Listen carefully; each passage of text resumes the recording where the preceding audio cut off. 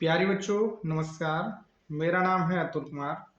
बच्चों, मैं आपके सामने आज लेके आया हूँ बायोलॉजी की क्लासेस, जिसमें मैं बेटा आपको अध्याय कराने वाला हूँ जैविक परिक्रम और उसके महत्वपूर्ण 30 क्वेश्चन। और इसका पार्ट 1 है ये।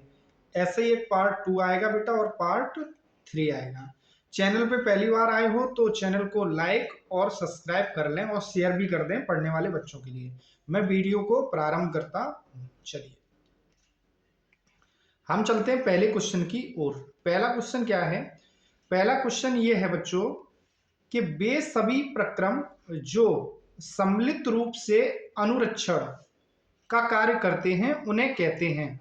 तो बेटा सम्मिलित रूप से जो करते हैं तो जैव प्रक्रम भी होगा, श्वसन भी होगा। देखो प्रक्रम, जैव का मतलब, प्रक्रम का मतलब है जिसमें आप जीवन के दौरान करने वाली क्रियाओं को करते हैं, जो डेली में करते हैं या कोई भी चीज करते हैं, उत्सर्जन, प्रजनन, श्वसन, ये सब। तो इसका आंसर क्या होगा आपका?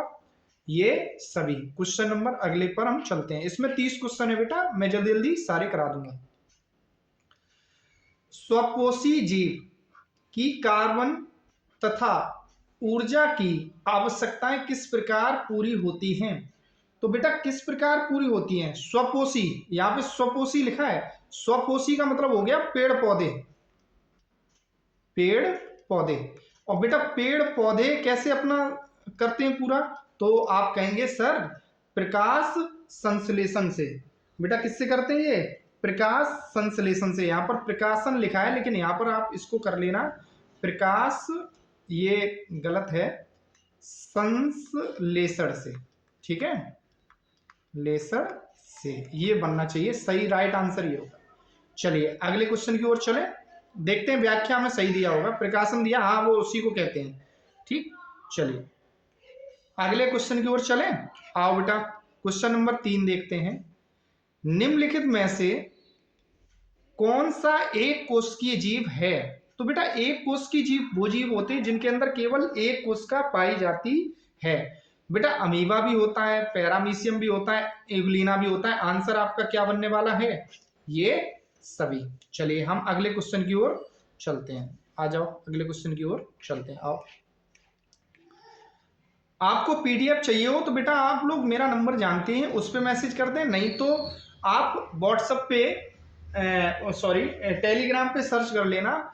इसी चैनल के नाम से एक चैनल बना हुआ है, उसमें ज्वाइन हो जाना। उस पर मैं पीडीएफ डालता रहता हूँ। ठीक है, और प्ले ग्रुप क्या बोलते हैं, डिस्क्रिप्शन में बेटा इसकी वो भी पड़ी है लिंक।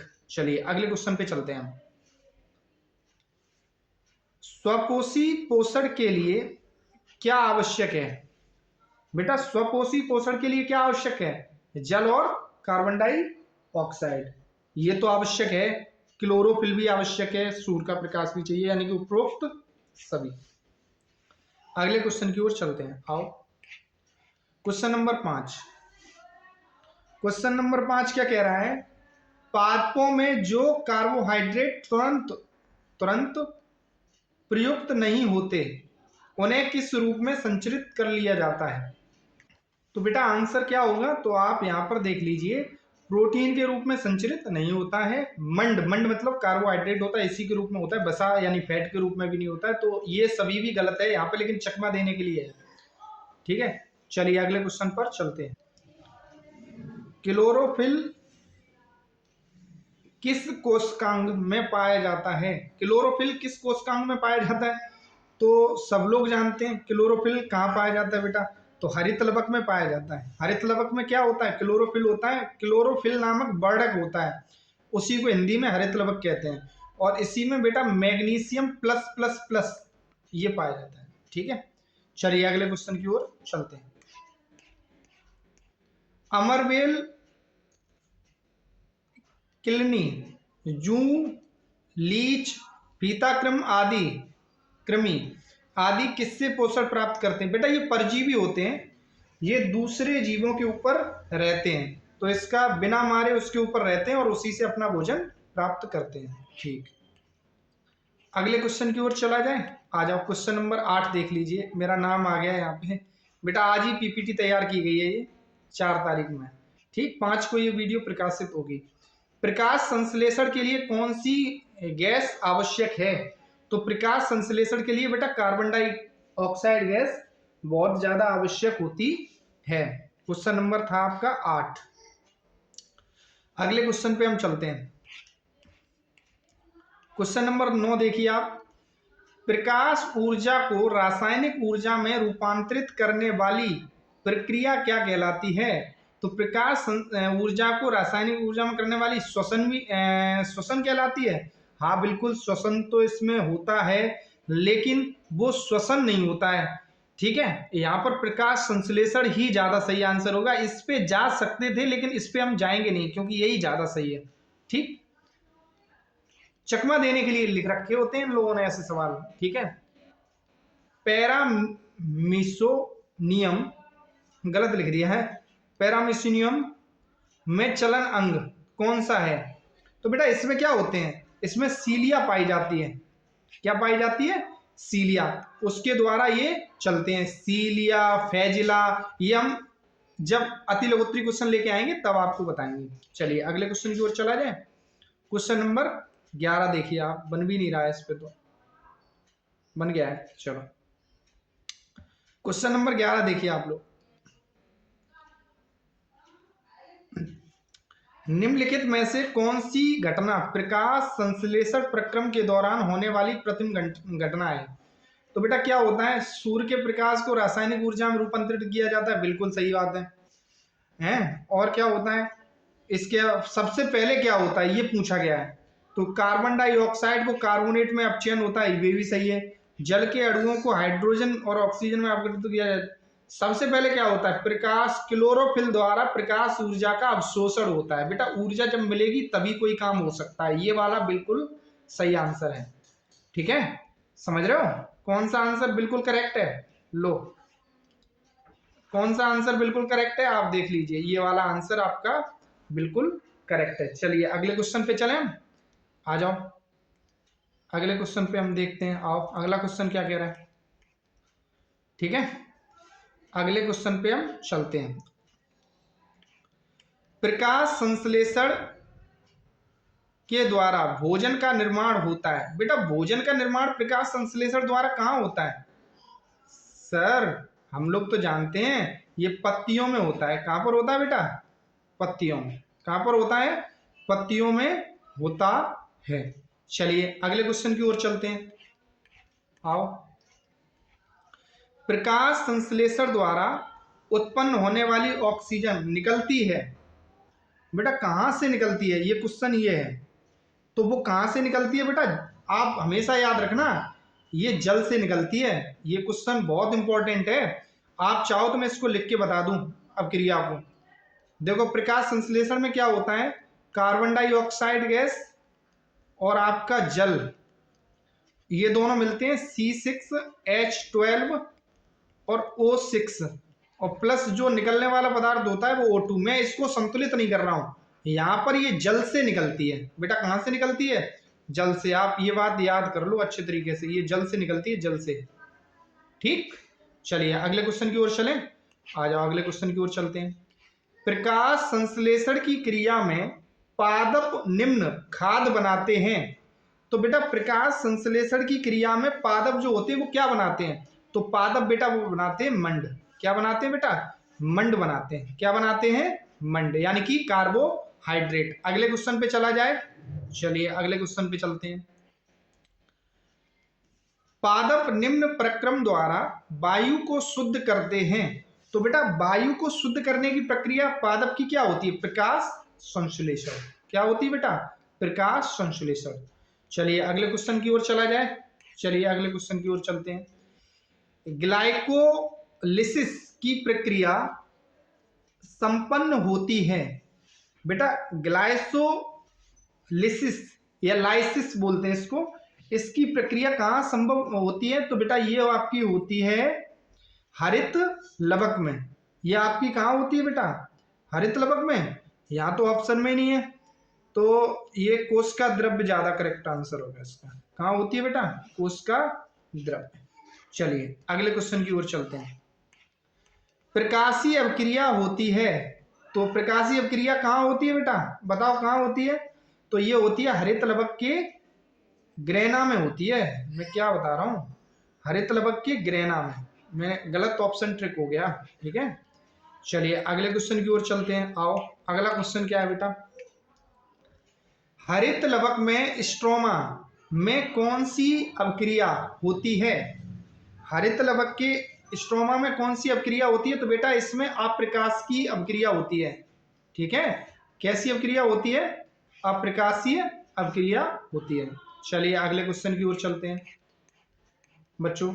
19वां क्वेश्चन, क्लोरोप्लास्ट के ग्रेना में बनते हैं। बेटा क्लोरोप्लास्ट के ग्रेना में क्या बनते हैं? तो एटीपी तो बनती है, ये तो सबको पता है, और एनएडीपी भी बनती है। एनएडीपी, डी नहीं, एनएडीपी याद रखना, ये 2H बनती है। चलिए अगले क्वेश्चन की ओर चलते हैं बच्चों। लार ग्रंथि से निकलने वाला रस। बच्चों मैं इनको चाहूं तो बहुत डिटेल कर सकता हूं, लेकिन समस्या ये वीडियो बहुत बड़ी हो जाती, फिर बच्चे देखते नहीं हैं, इसलिए मैं फास्ट चल रहा हूं, ठीक है। तो लार ग्रंथि से निकलने वाला रस क्या होता है? लार ही होता है, और क्या पित्तरस थोड़ी ना निकलेगा, सीधी बात है। अगले क्वेश्चन की ओर चलते हैं। लार में कौन सा एंजाइम पाया जाता है? तो बेटा सबको पता होता है, टाइलिन पाया जाता है। क्या पाया जाता है? टाइलिन पाया जाता है। 21 हो गया। इसके बाद हम क्वेश्चन नंबर 22 पर चलते हैं। 22 में बच्चों क्या कह रहा है, अमाशय में भोजन कहाँ प्रवेश करता है? तो अमाशय में भोजन कहाँ प्रवेश करता है? तो बेटा छोटी आंत का सबसे छोटा भाग होता है, उसे हम क्षुद्रांश बोलते हैं। यानी कि अमाशय से जो निकल के भोजन जाता है उसकी छोटी आंत में जाता है, तो छोटी आंत में जहां जाता है वो सबसे पहला हिस्सा जो होता है वो होता है क्षुद्रांश, ठीक। चलिए अगले क्वेश्चन की ओर चलते हैं, जैसे डेंडुनम भी कहते हैं, ठीक है। अगला क्वेश्चन क्या है, जीव के द्वारा उपयोग में लाए जाने वाले जैव उत्प्रेरक हैं। तो बेटा जीव के द्वारा जो उत्प्रेरक यूज में आते हैं वो एंजाइम कहलाते हैं। क्या कहलाते हैं बेटा? एंजाइम। चलिए अगले क्वेश्चन की ओर चलें। शरीर में ग्लाइकोजन के रूप में संचित होता है। तो बेटा क्या होता है? सीधी सी बात है, जो हम लोग जो भोजन को खाते हैं और उससे ऊर्जा प्राप्त करते हैं, उसी को स्टोर करते हैं ग्लाइकोजन के रूप में। काय के रूप में स्टोर करते हैं? ग्लाइकोजन के रूप में। बेटा काय के रूप में स्टोर करते हैं? ग्लाइकोजन के रूप में। चलिए अगले क्वेश्चन की ओर चलते हैं। अगला क्वेश्चन क्या है, मानव अमाशय में कौन सा अम्ल पाया जाता है? बेटा ये ना पूछना, ये सबको पता होता है, हाइड्रोक्लोरिक अम्ल पाया जाता है। चलिए अगले क्वेश्चन की ओर चलते हैं बेटा। अगला क्वेश्चन क्या है, क्षुद्रांश के आंतरिक स्तर पर किस आकार के रसांकुर पाए जाते हैं? तो बेटा ये क्वेश्चन थोड़ा अच्छा है, तो इसमें उंगली जैसे पाए जाते हैं जिन्हें एल्वुलाई कहते हैं, ये आपको पता होनी चाहिए, ठीक है। हाँ नहीं, एल्वुलाई तो नहीं कहते शायद, शायद हाँ उंगली जैसी संरचना ही होती है, लेकिन ठीक। चलिए एल्वुलाई फेफड़ों में होते हैं। अगला क्वेश्चन, विटामिन जो जल में घुलनशील होते हैं। तो बेटा इसके लिए मैं एक ट्रिक लिखा दे रहा हूं, गई भैंस पानी में, गई भैंस पानी में, भैंस पानी में, पानी में, बस इतनी सी बात याद कर लो। तो बेटा भैंस कहां जा रही है? पानी में। तो भैंस भा से बना बी और सा से बना सी, तो बी और सी कहां घुलेंगे? पानी में बस। और बाकी के सब कहां घुलते हैं? बसा में। तो यहां पर पानी में घुलने वाला कौन सा है? बी होगा आपका, ठीक है। चलिए कौन सा होगा? बी। अगले क्वेश्चन की ओर चलें। आओ अगला क्वेश्चन देख लो। 28वां, घास खाने वाले प्राणियों को क्या कहा जाता है? जो घास ही खाते हैं केवल, बेटा क्या कहलाएंगे? शाकाहारी। सब जानते, बच्चा बच्चा जानता है, जो घास खाते हैं वो शाकाहारी है। क्या है बेटा? शाकाहारी। चलिए अगले क्वेश्चन की ओर चलते हैं। अमाशय के भीतर आवरण में कार्बोहाइड्रेट हाइड्रोक्लोरिक अम्ल से रक्षा करता है। बेटा क्या करता है? रक्षा। तो बेटा ये हमारे पेट में श्लेष्मा नामक ग्रंथि पाई जाती है, उससे श्लेष्मा ही निकलता है, जो कि लेपन कर देता है, जिससे हमारी जो पेट होता है वो बचा रहता है, अमाशय बचा रहता है। चलिए अगला 30वां क्वेश्चन और अंतिम क्वेश्चन है ये, आहार नाल का कौन सा भाग यकृत से पित्तरस प्राप्त करता है? तो बेटा इसका आंसर होगा ग्रहणी। क्या होगा? ग्रहणी। चलिए अगले क्वेश्चन की ओर चलते हैं। बेटा 31 वाला क्वेश्चन जो है आपका, ये आपका है होमवर्क। ये बेटा क्या है आपका? HW। इसका कमेंट में आंसर दीजिए। क्या में आंसर देंगे? प्लीज सब्सक्राइब करिए। एक इंपॉर्टेंट बात लिखिए लास्ट में, सभी बच्चे चैनल को लाइक करें, सब्सक्राइब करें और चैनल को सपोर्ट करें तुरंत। और वीडियो देखने के लिए धन्यवाद। बेटा थोड़ा सपोर्ट करिए जिससे मैं चैनल को आगे बढ़ा पाऊँ। प्लीज सपोर्ट करिए, ठीक है?